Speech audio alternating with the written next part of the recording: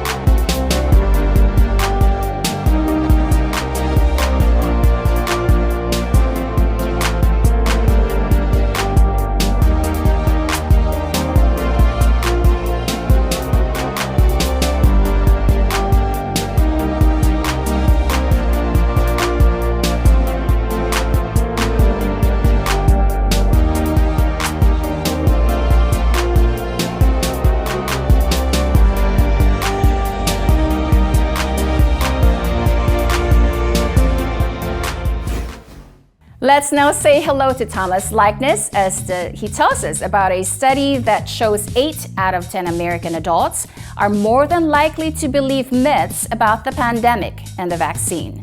This story and more on Correspondent-At-Large.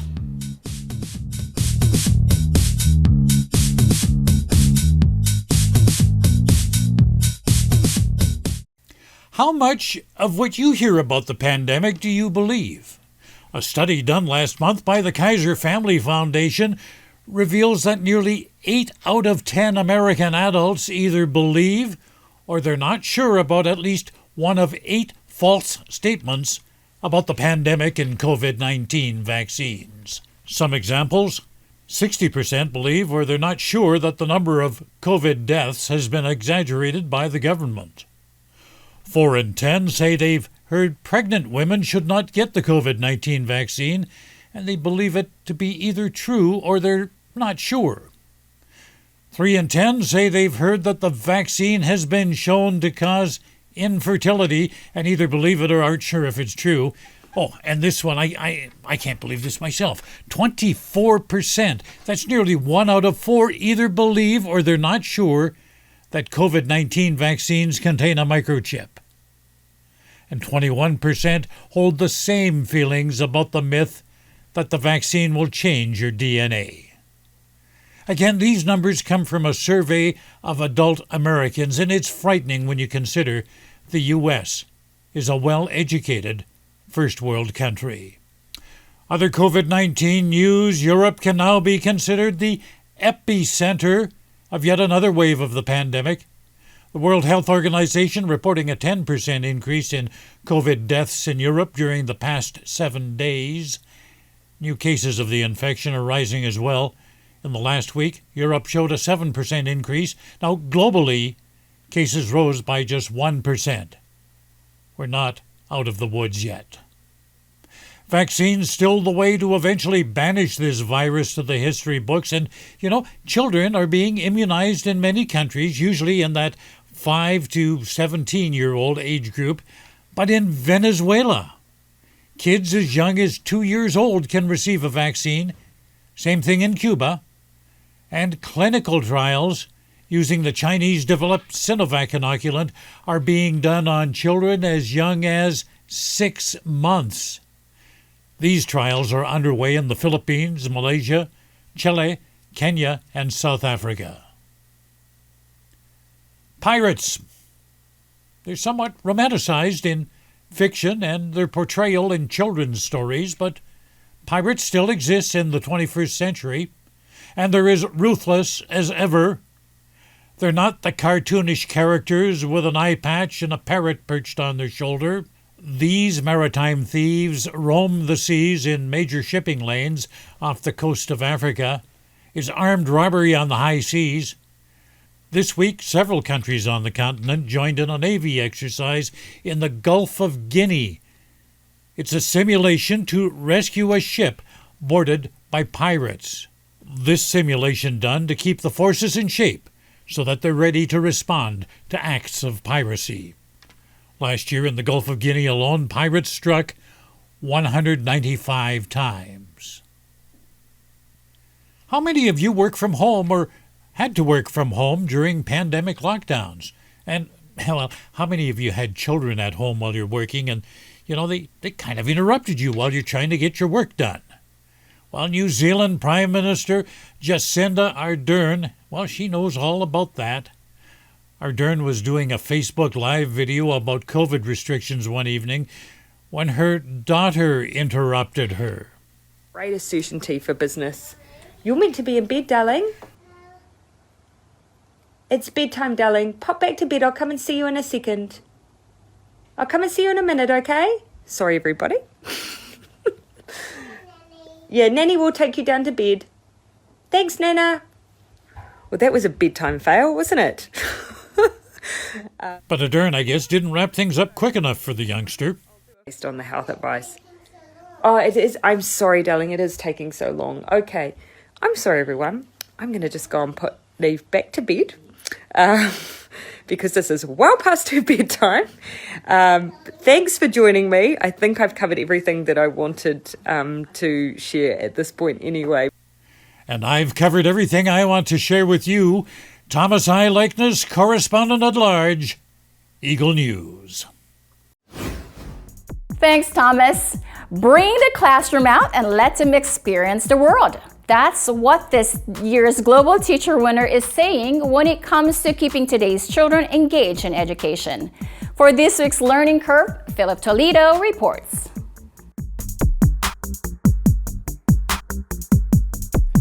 Earlier this week, a high school English teacher from Maryland, Keisha Thorpe, was awarded the prestigious Varkey Foundation Global Teacher Prize for 2021. This includes a $1 million prize, and according to the foundation website, quote, "The Global Teacher Prize serves to underline the importance of educators and the fact that throughout the world, their efforts deserve to be recognized and celebrated. It seeks to acknowledge the impacts of the very best teachers, not only on their students, but on the communities around them." Here's the moment when she was announced. Of the Global Teacher Prize 2021 is Keisha Thorpe from the United States of America.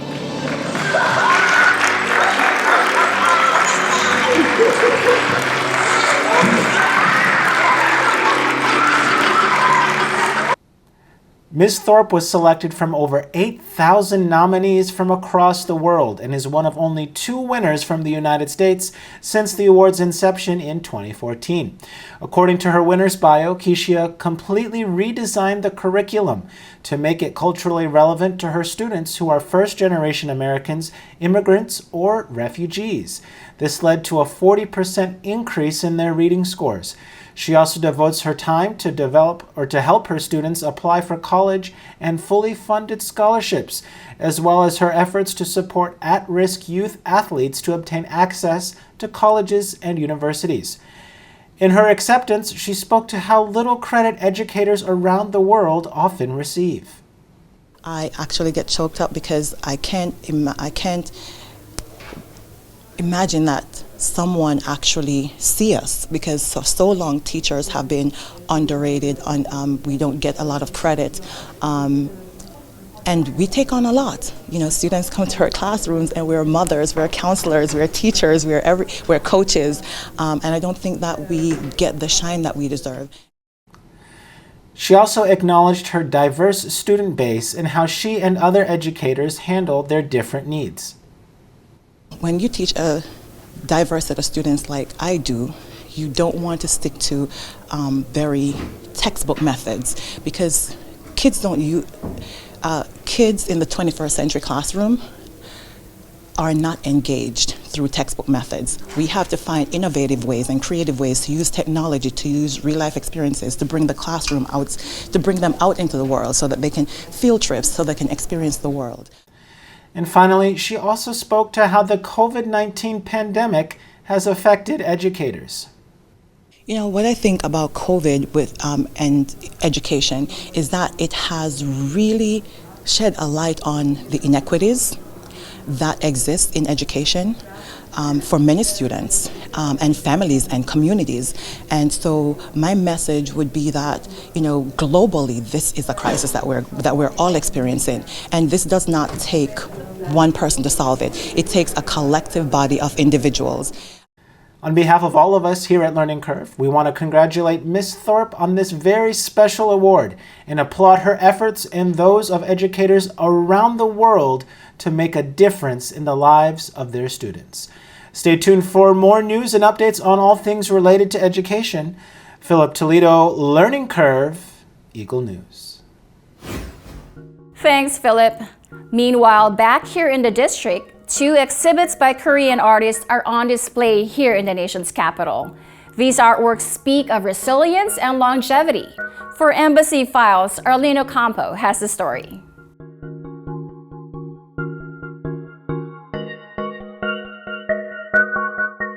Culture House and the Korean Cultural Center in Washington, D.C. collaborate to display 2 exhibitions, The Day After and Crane Dancers. The day after is only on display until November 20th at the Gallery of Culture House.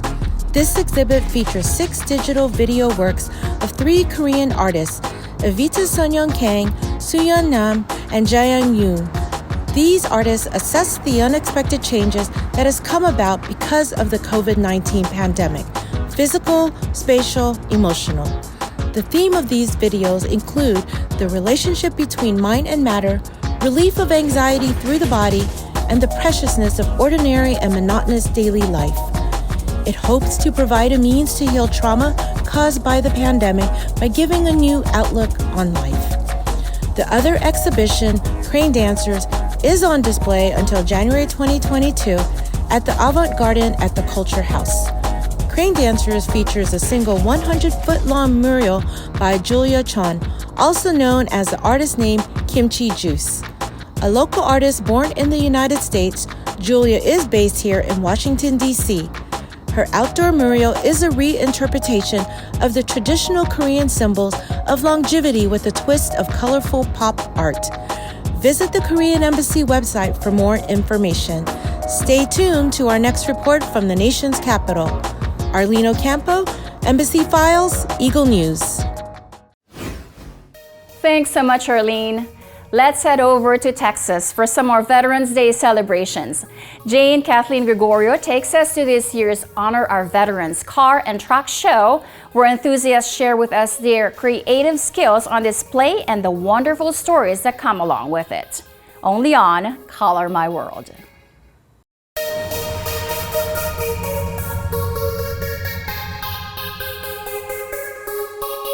We're here today in Corpus Christi, Texas, where we are about to discover a different kind of culture, car culture. Car clubs and car shows bring car enthusiasts, their families, and their vehicles together, fostering camaraderie, creativity, and friendly competition.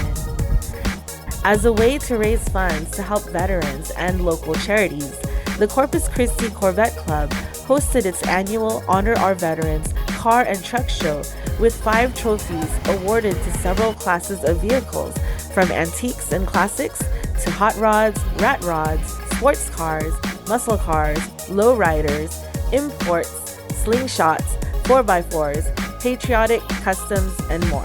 What's your favorite Corvette that are here right now?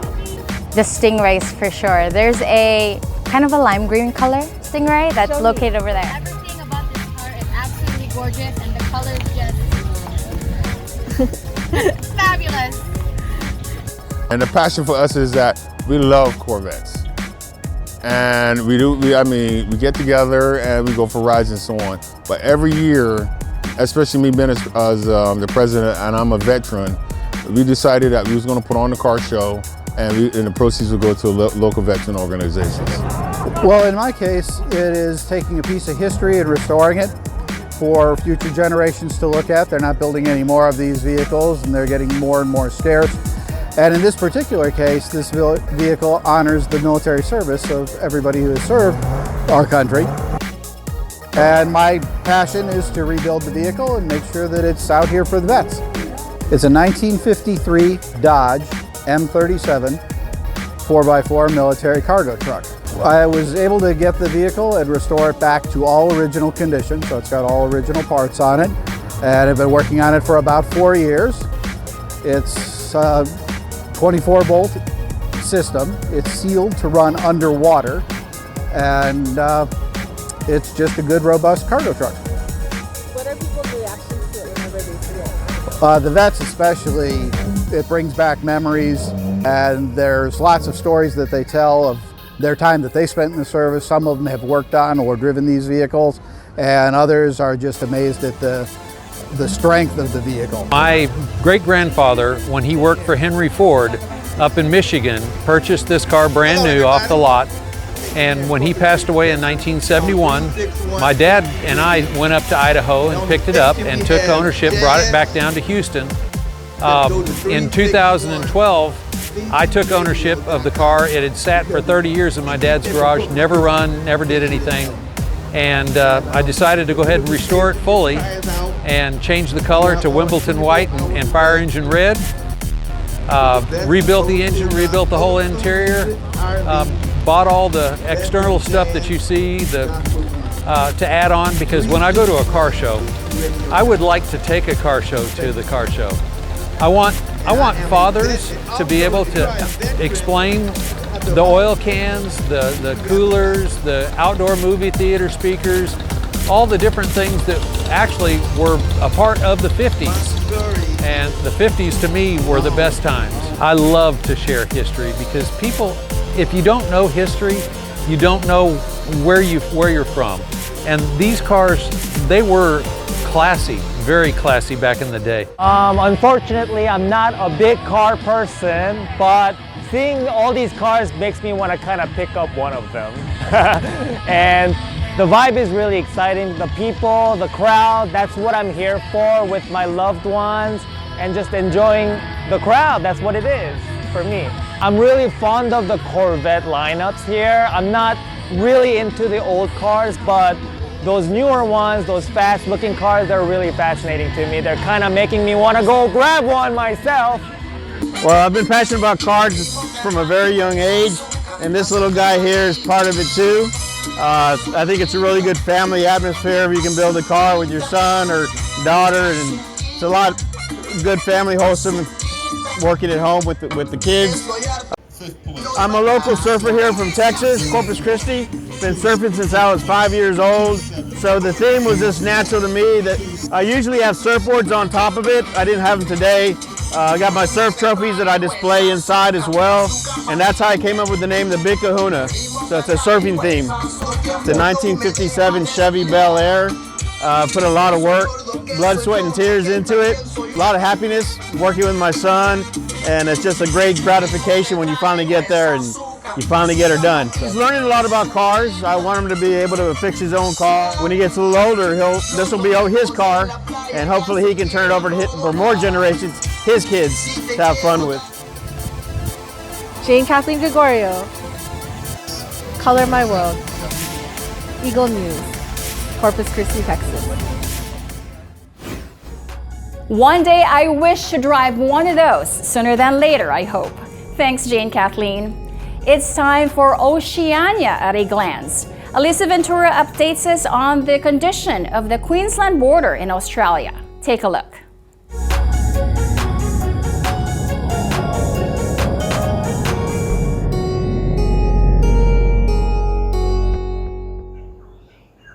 The Queensland borders are set to reopen, allowing travellers from other states and potentially other countries to arrive here in the state. Earlier this year, the Delta COVID-19 outbreak in Australia has caused Queensland to close its borders for travel.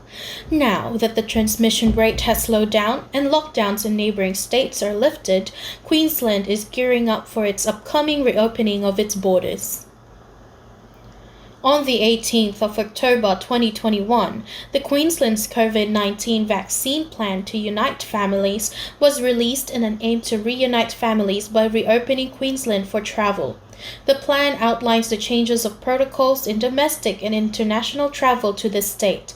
The main requirement as detailed in the plan was that travellers must be fully vaccinated in order to enter the state. The plan also details the vaccination goals for travel restrictions to be lifted. On November 18 or earlier, once Queensland reaches the 70% fully vaccinated target, people are now able to travel to the state. Individuals traveling to Queensland must be fully vaccinated. If traveling from a declared hotspot, individuals must travel by air, have a negative COVID test 72 hours prior to their arrival in the state, and must undertake a mandatory quarantine as set by Queensland Health. Likewise, travellers from overseas will be subjected to mandatory quarantine once arrived in the state. Meanwhile, there are no restrictions on the entry to the state and no quarantine required to those who are travelling from all other parts of Australia. These travel restrictions will be set to change as the fully vaccinated population increase to reach the desired targets. Reporting from Townsville, Australia, I am Alyssa Ventura, Oceania at a glance. We live in interesting times. Thanks, Alyssa. For EBC Sports, to say that Portland Trail Blazers guard Damian Lillard had a good game against the star-studded Los Angeles Lakers is an understatement. Eagle News correspondent Michael Hudson takes us to Moda Center to tell us about Lillard's latest accomplishment.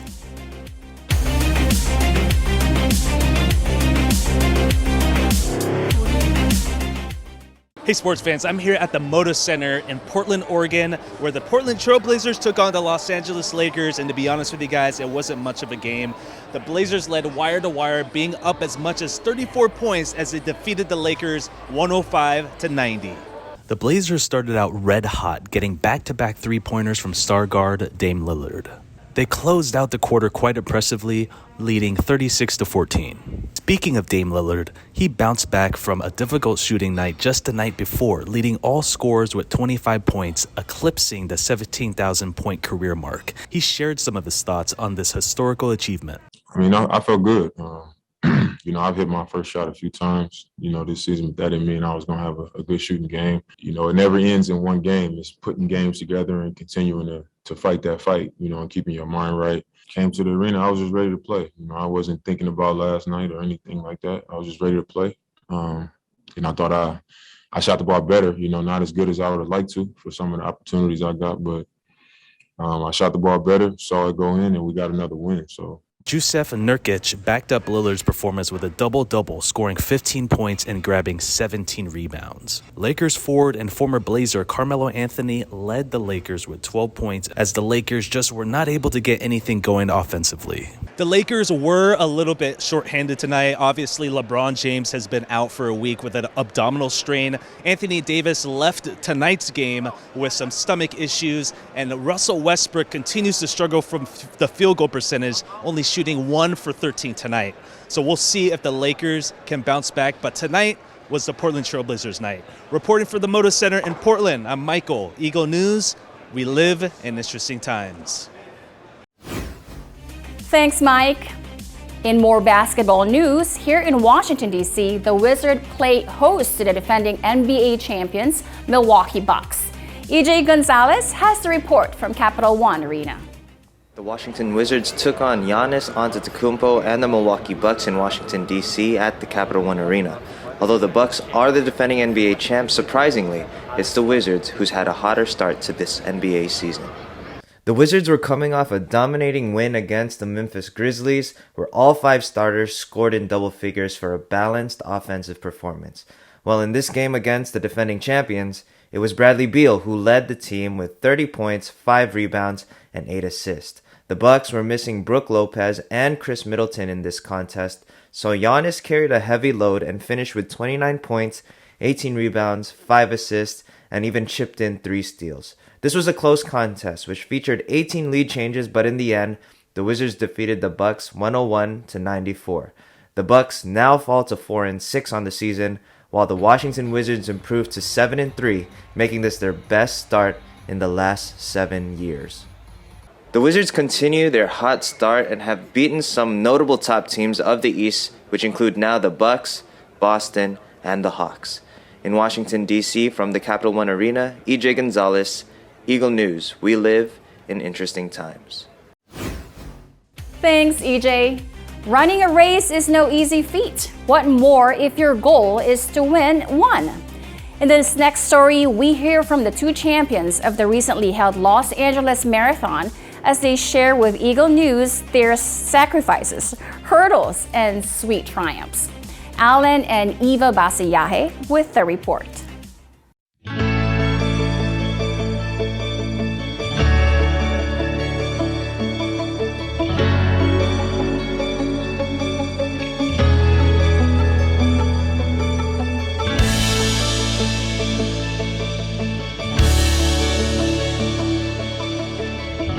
John Creer from Kenya and Natasha Cockram of Wales are this year's men's and women's LA Marathon champions. With finishing times of 2:12:48 and 2:33:17 respectively, we spoke with John and Natasha, who incidentally each records their very first marathon victories here in the City of Angels. I've trained for this marathon for 5 months.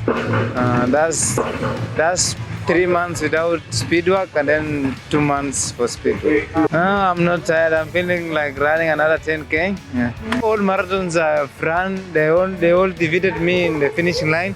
So I like this one because they know today there was no one to defeat me in the line. Looking forward to come and win again so that my brother win this race 2 times. So when I come back next year and win, we'll be winning. I will have win 2 times. My hometown in India is so different. My hometown is so hilly and yes, flat. Los Angeles people are friendly. Yeah, anyone is your friend. Yeah. A little bit disappointed with the time, but I couldn't expect too much because it's only 5 weeks post London and the course is quite hilly, so it's not a fast course. So yeah, I can't complain. It's not a bad time. I think that would have been a PB had it been a flat course. So I think I've been more prepared for the hills next time. I wasn't expecting it to be as hilly, so yeah, definitely it's a great race. I'd love to come back and experience it all again. It is a lot of sacrifice, but I think anyone can do it. I mean, it's only really been the last 2-3 years that I've had this breakthrough to become an elite runner. So yeah, I think if you want to do it, you can definitely do it. You just got to put your mind to it and make those sacrifices, put the work in, and you can achieve what you want to achieve. There's always times where you go through rough patches for weeks, sometimes even months. So at that point, sometimes you don't want to go out the door, but you just have to. You have to keep pushing through, get it done. I haven't really got any plans, like set plans, but hopefully another marathon in another couple of months. And then next year is a big year, what with Commonwealths, Europeans and Worlds. So have to decide what I'm going to do, and yeah, hopefully I'll have all 3 options. Like keeping focused now, so because I think the next year and next 2 years is so important with what Paris 2024. It's actually not that far away, so yeah, focus now. I've already gone for a mile jog, and I think maybe tonight I'll do a bit of aqua jogging just to keep the legs moving and recover so I can get straight back out there training. Stadium to the Stars are the words that describes this year's Los Angeles Marathon presented by ASICS, now on its 36th year, as more than 13,000 runners start from Dodger Stadium to run the 26.2 miles to finish at Century Park on Avenue of the Stars. Runners pass through well-known places and landmarks like Rodeo Drive, Hollywood Walk of Fame, and Little Tokyo.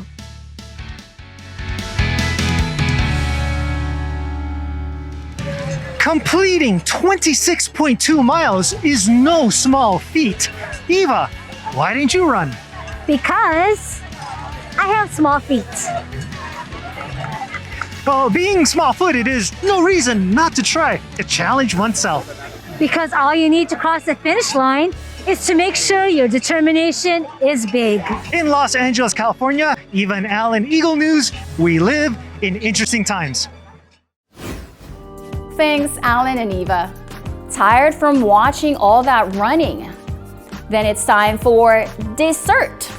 Aika Ira shares with us the recipes for 2 really yummy chocolate desserts. Put on your aprons and let's get to work. Here, this week's Behind the Counter. Hey, I'm Aika, and welcome back to Behind the Counter, where we see easy meals be brought to life.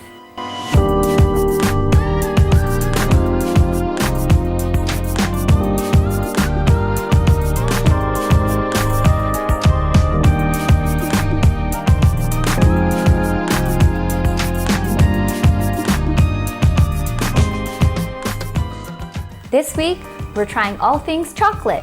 We have 2 easy no-bake recipes for you to try, and we couldn't be more excited to share them with you. Up first, cranberry and white chocolate crispy treats.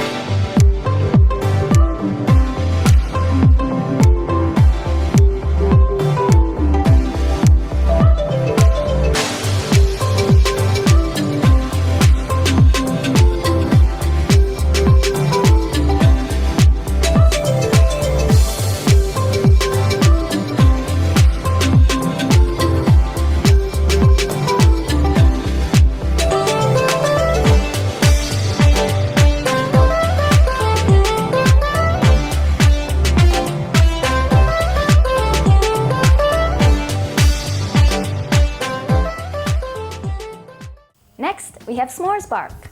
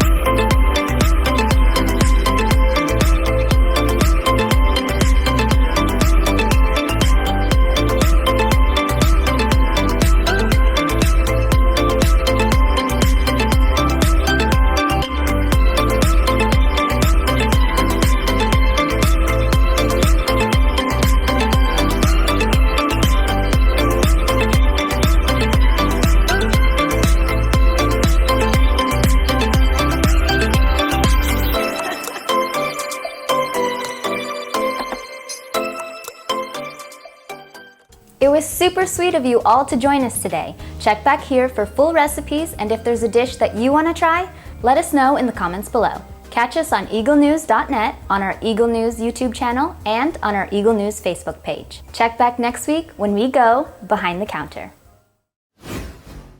Thanks, Aika. My boys would surely love that s'mores bark. Thank you all for watching.